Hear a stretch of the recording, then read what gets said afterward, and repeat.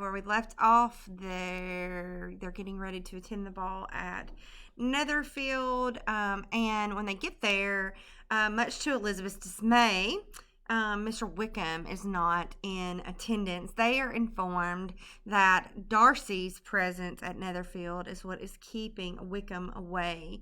And so Elizabeth is already in a bad mood because of that. Then she promised 2 dances against her will to Mr. Collins, who, remember, is in pursuit of her hand in marriage.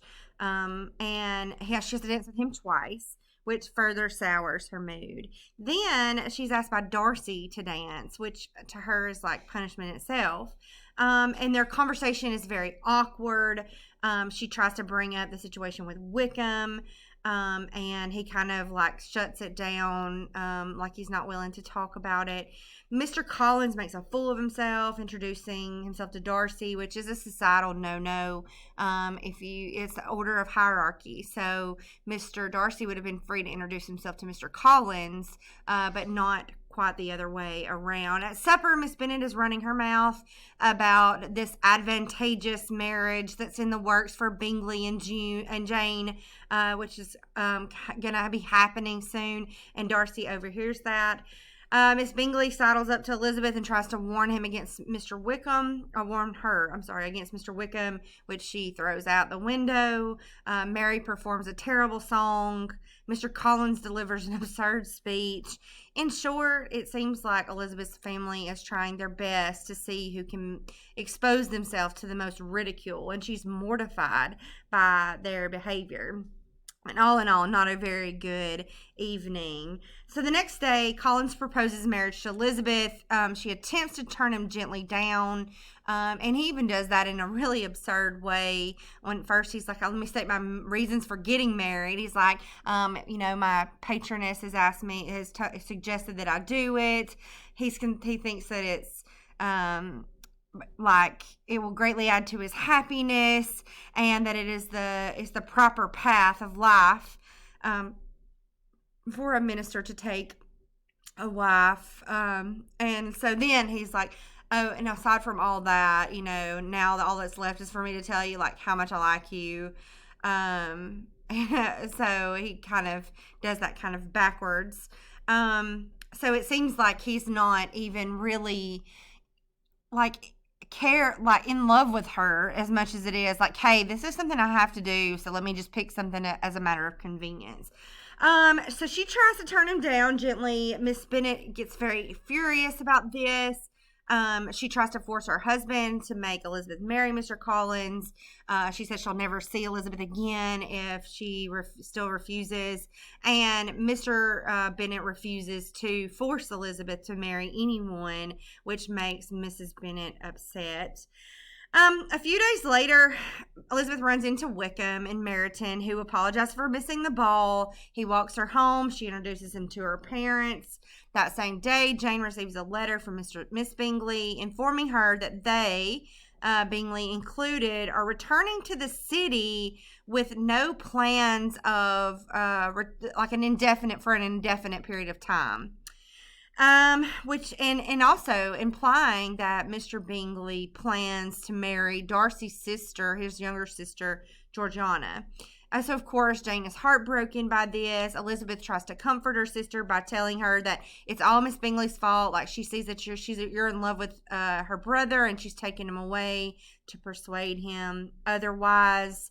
And that not to worry and not give up, because he will come back, because he does care for her. Oddly enough, Mr. Collins proposes to Charlotte Lucas after his failed proposal with Elizabeth, and she accepts, much to Elizabeth's shock. And Charlotte insists that the match is the best that she could possibly hope for. A couple of final thoughts on this section from chapters through 18 through 23 is that Austen has really established Miss Bingley as a spiteful, treacherous figure in the previous chapters, and so it's really no big surprise that Elizabeth ignores her warnings against Wickham.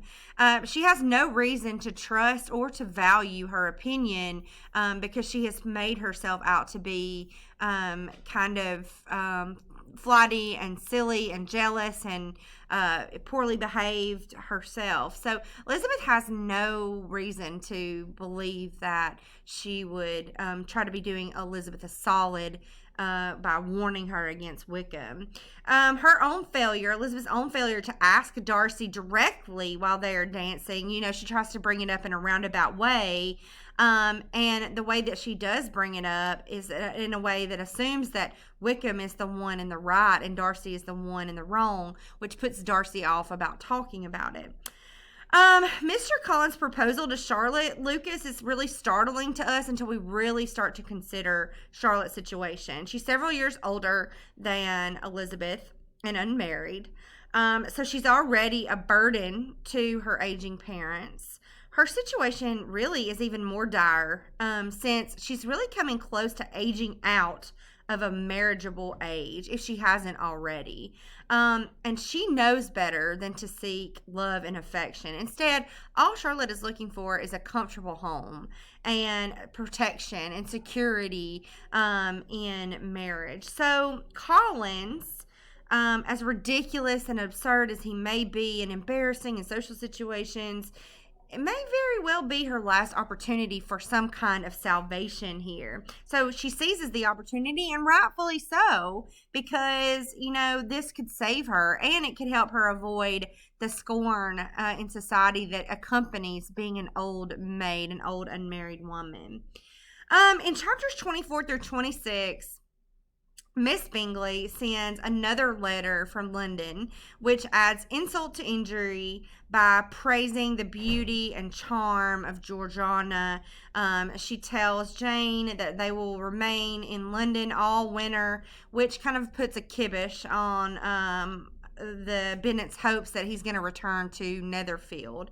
Mrs. Bennet's brother, Mr. Gardiner, and his wife have come to stay with the family, and they encourage Jane to return to London with them to stay for a while, hoping that, they can help bring her out of her depressive state and improve her spirits over the loss of Wickham. So she accepts because she is encouraged by the fact that she might have the opportunity to run into Mr. Bingley while she is there. And Elizabeth and Wickham start spending some time together at social functions, not alone, in social functions, at parties and at dances and things like that. Mrs. Gardiner warns Elizabeth about Wickham once she starts to kind of notice that Wickham is showing a great preference for her and that Elizabeth, is also showing some preference for Wickham. And Miss Gardiner warns her that his lack of money makes him an unsuitable match for Elizabeth. And that kind of helps us establish that while they are certainly lower class than the Bingleys and the Darcys and that kind of thing, Elizabeth and her family are not low class. There's classes even lower than they are. They're middle class. But the situation is still, very dire for them if her father dies.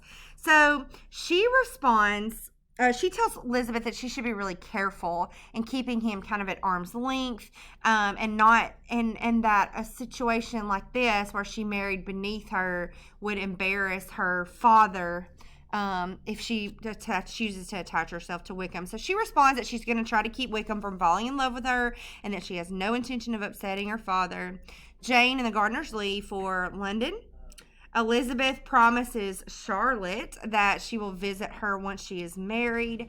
Jane sends a letter to Elizabeth that talks about a visit that she paid to Miss Bingley in London, and Miss Bingley does reciprocate, but it is like a really short visit, and she says that Miss Bingley was really cold to her while she was there. Jane writes that she thinks that Miss Bingley views her as an obstacle to her brothers marrying Georgiana Darcy, which is probably the first time that Jane has anything negative to say about Miss Bingley, because she spends so much time trying to justify Miss Bingley's behavior to Elizabeth throughout the rest of the novel that we've read so far.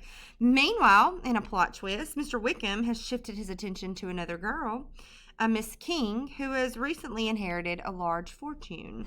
Elizabeth consoles herself with the fact that it's only her lack of fortune that causes Wickham to attach himself to someone else. And so this absence of any real heart pain over of Wickham attaching himself to somebody else kind of makes her Elizabeth believe that she was never really in love with him in the first place. A couple of final thoughts on this section. The Gardiners are probably the most sensible of all of the Bennet family relations. Okay, so we see that the Bennets themselves, with the exception of Jane and Elizabeth, are very silly. The girls especially, they're very silly. They tend to behave poorly in public. They tend to embarrass themselves in society. Mr. Bennet, even with his just ignorance, like where he chooses to avoid talking about any of this and are putting a stop to any of it because he prefers to have the peace. He is also, ridiculous in his own way. He should be making his daughters behave properly in society. He should be more aware of the I guess maybe the appearance of them, like how that plays out, as we talked a lot about that, about how their actions and their words speak a lot for their character. So the Bennets, the Gardiners are perhaps kind of like, we kind of view them as like surrogate parents to the eldest two Bennet daughters. They're nurturing, they're supportive, they're kind, they keep it real. Like Miss Gardiner keeps it real with Elizabeth. They take Jane away to kind of help her mend her broken heart, distract her from her unhappiness. Miss Gardiner's warning that Wickham is not a suitable match speaks volumes to Elizabeth, who she trusts and values her aunt's opinion. Here, though, we kind of see a very interesting irony at play. So Wickham is not suitable for Elizabeth for precisely the same reason that Elizabeth is not suitable for Darcy. Their lack of fortune and connections make them so. So it's a neat little play there that Austen throws in. It's here also that we begin to realize that as readers, we've had a little idea in the back of our head that Wickham is not all that he says he is. Clearly, he is a fortune seeker, a gold digger. He's painting himself out to be a gold digger. So is it so much of a stretch that he hasn't been entirely honest with Elizabeth about the situation with Darcy? We'll see how that plays out in the chapters to come.